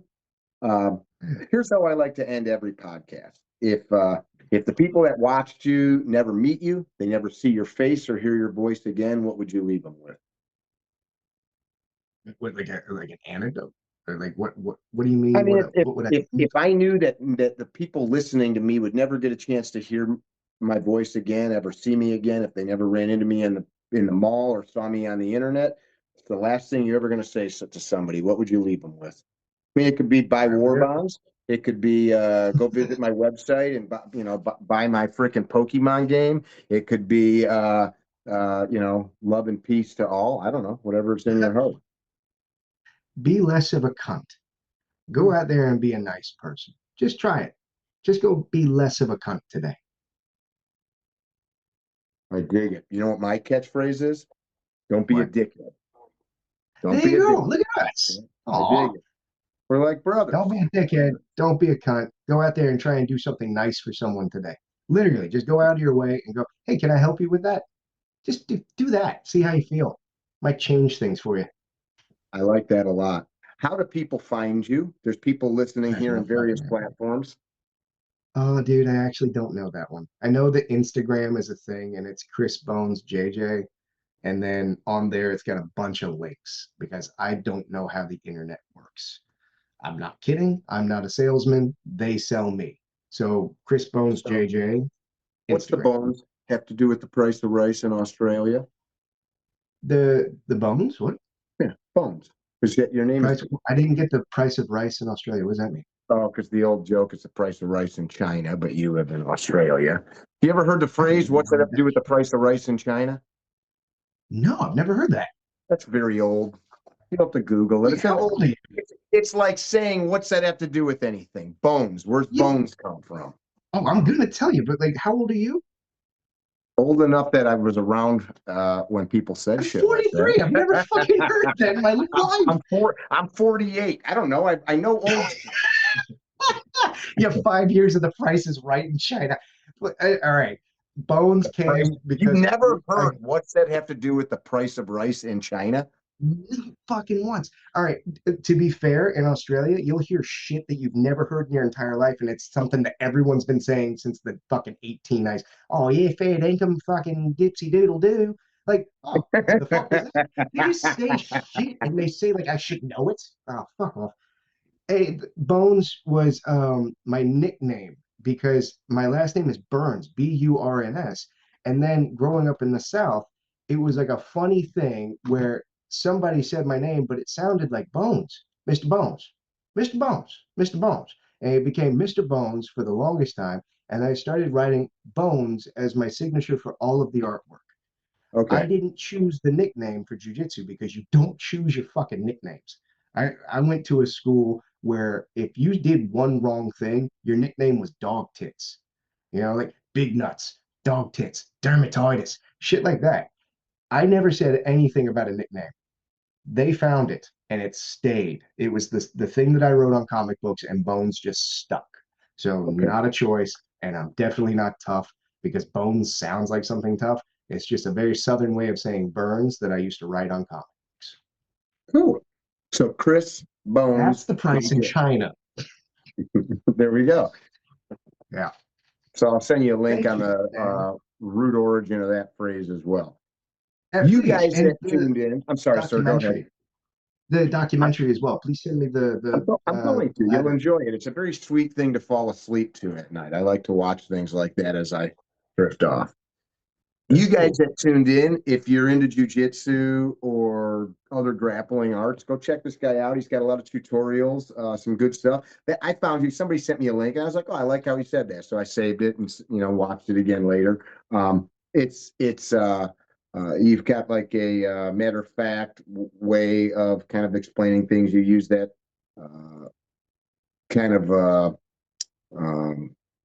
I don't even know how to say it. You have a very uh, easy way about you of communicating things that the person listening has to be retarded to not get it. How's that?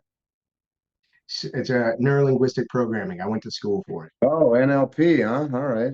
So you are in sales. It's literally dick jokes. Like, if you can't understand what I'm saying, that's not my. I'm trying the best I can because being taught by Brazilians, when you hear oh as an answer, that I'm gonna fix that for a lot of people. I'm trying to be an interpreter, so doing the best I can with what I got. I dig it. I appreciate you. You guys that tuned in, be well. Don't be dickheads. If you dug the podcast or enjoyed what we talked about, go drop a comment because I do know how the internet works, unlike this guy. And like, subscribe, and all that cool shit. Be well. Don't be dickheads. We'll see you again soon. Visit our website, carrytrainer.com, for information about classes held throughout the U.S., Carry Trainer apparel, and upcoming projects. You can also email us at training@carrytrainer.com for information about setting up your own private course or speaking engagement. Training@carrytrainer.com or carrytrainer.com.